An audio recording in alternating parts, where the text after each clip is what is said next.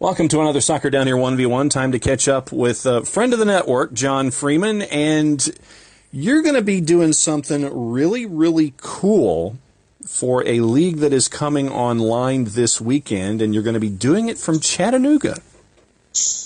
I sure am, John. And boy, a lot has changed since I last talked to you. But on Saturday afternoon, I will be loading up the car in Nashville and making my way 2 hours down south to Chattanooga to call the first professional soccer match in Chattanooga FC history, which is also part of the NISA Independent Cup, which is a cup that was designed basically out of necessity from everything that's been happening in the world in the last 4 months.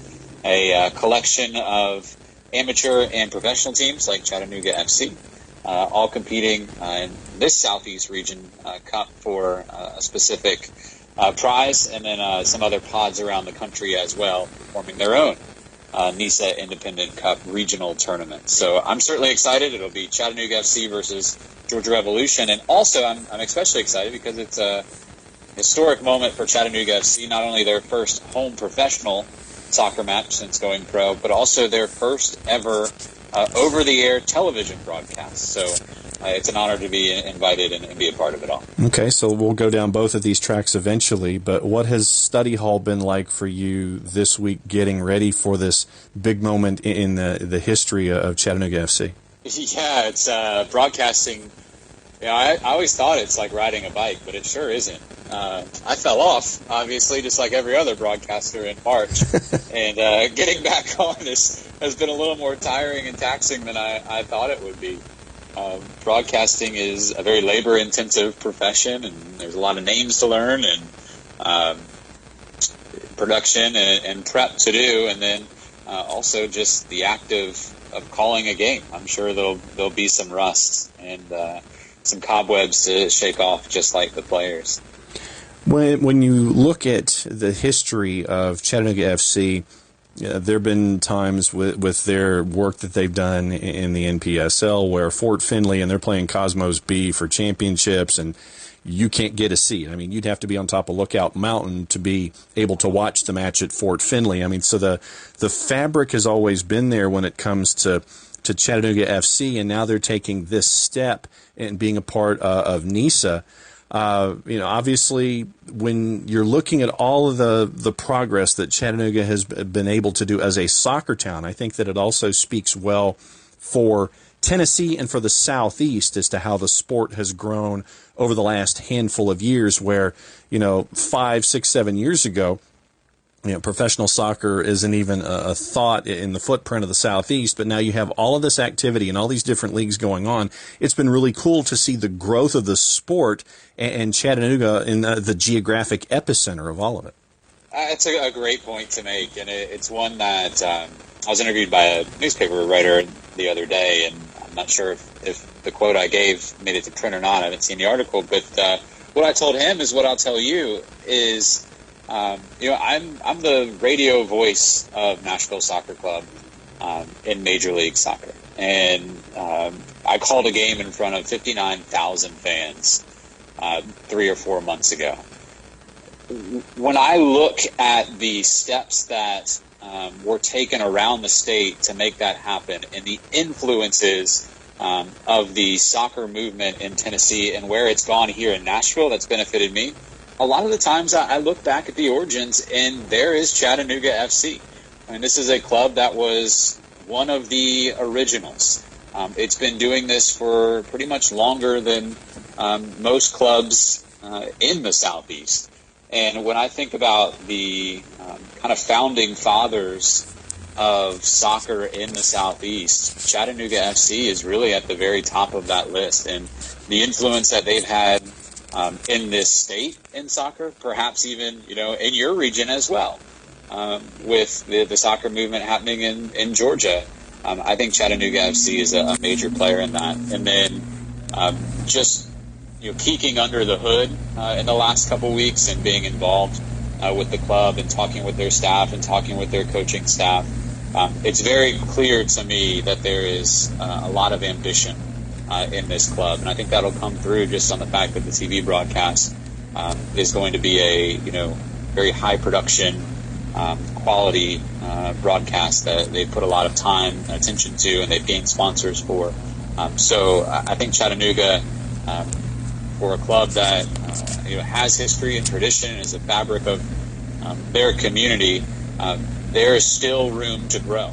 And I'm very confident that the club will continue to do that. And let's get into the TV production side of things. I mean, it's certainly a unique environment to have live sporting events, and some leagues are what we've seen already in the NWSL with the Challenge Cup. It is literally bare bones friends and family, and that's it. There are no fans involved in Utah. With the MLS, and MLS is back. It is in a bubble, and I know it's going to be a little different for you and the broadcast this weekend. I mean, have you thought about just how different it's going to be? That's not all I've thought about. It's like part preparing for this kind of different world, new normal broadcasting setup, and what that's going to look like, and the other half's been preparing, as I typically would. For a game. I can tell you there's been a lot of discussions just with our production team and with the club of how it will work. And, I hope for the audience to have a little understanding that none of us have broadcast a game like this before. Even to the point where we are talking, with the team of how do we do a stand-up with the two broadcasters at the beginning of the broadcast. My color analyst is Dale Shilley, who's a former coach at St. Louis FC and USL. I've talked with him extensively throughout the week. Great guy, looking forward to broadcasting with him. I will never be within 6 feet of him. I will never shake his hand on the day that we go on a broadcast together. So there's a lot of thought with our production crew of how we can do this safely.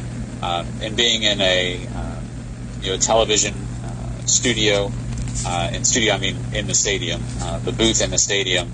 The window's open. Dale and I will be very spaced out. We don't have the luxury of having anybody else in the studio or the booth as we typically would, like a production assistant. And we'll do the best we can. I think what you saw in the MLS is back tournament is there's a lot more chatter between the players. There's a lot more natural sounds that people typically don't get to hear on a broadcast. Now, I'd rather hear the Chattanooga supporters. We don't have that luxury. They'll be watching at home, and we're appreciative of that. But I've thought a little bit about just how, as a play-by-play guy, you let the players talk.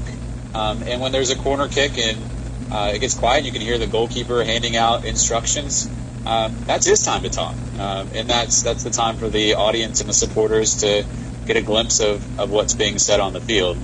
And as a play-by-play guy, there's going to be some times where I just get out of the way, and we all take this unique experience in together. And that's, when you look at the uniqueness of this opportunity, and that's what it is for those of us in the industry, it's an opportunity to be a part of something very, very special, where there are elements that we're either talking over when we have full houses or we're having to do commercial reads or whatever. There are certain things we have to do. But now, in this particular environment that we're in, there's that opportunity to let the game breathe a little bit, to let fans become a little more behind the scenes and educated on the stuff that, they see it, but they don't get to understand the minutia of it all and the sounds and all of the effort that goes into what we're talking about on a game-by-game basis.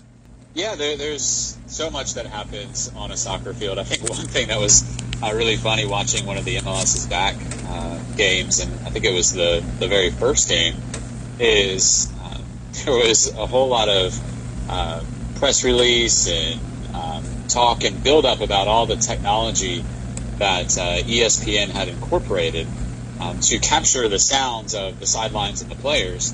And then it was Miami versus Orlando. And we all found out that the teams communicated Portuguese and Spanish to each other. So it didn't have a lot of impact. I had no idea what they were saying to each other on the field. Every game is going to be different in how it comes across. I think there is opportunity here in really just something different, and being able to hear a leader of Chattanooga FC call out instructions. Peter Fuller is making his home debut as the head coach for Chattanooga FC, and we get a window into how he coaches his team, and we'll be able to listen in on that. I've worked with his television crew before. I do know that the sound guy for our production is one of the best in the business, and the way he places microphones around the field, I have no doubt that we will get that very unique look, and it'll be of high quality audio. Time for the blatant promo to wrap up the 1v1 here with John Freeman, who's a part of the NISA broadcast in Chattanooga with Chattanooga FC this weekend. Blatant promo time. Hit me with everything we need to know. Yeah, game is at 8 o'clock Eastern time. It is Chattanooga FC versus Georgia Revolution. Bunch of storylines in this one. Obviously, Chattanooga making its home professional soccer debut after moving up from MPSL to NISA, and then an old foe in the Georgia Revolution coming to town. And I think it's going to be as I said, unique broadcast. I certainly wish the supporters could be there to watch it. I've heard wonderful things about them, and the club values them so much that they are putting on a major production so that they can watch it from their homes and be inspired for when they can come back into the stadium. There's a quote, if you want a promo for this one, there's a quote from Peter Fuller, the head coach of Chattanooga, where I said, all right, coach, you're back. What are you thinking about this game? And his quote was, if somebody tells me there's a cup at the end of this, we want to win it. And I have no doubt it will be a competitive match. John, have a great call in a unique environment. I know it's going to be a special night for a bunch of different reasons, and I know that the Chattahooligans will be watching in force. Thanks for being a part of this. Thanks for taking some time to be a part of Soccer Down here for another 1v1, and have a great call this weekend. Can't wait to do it again. Thanks, John.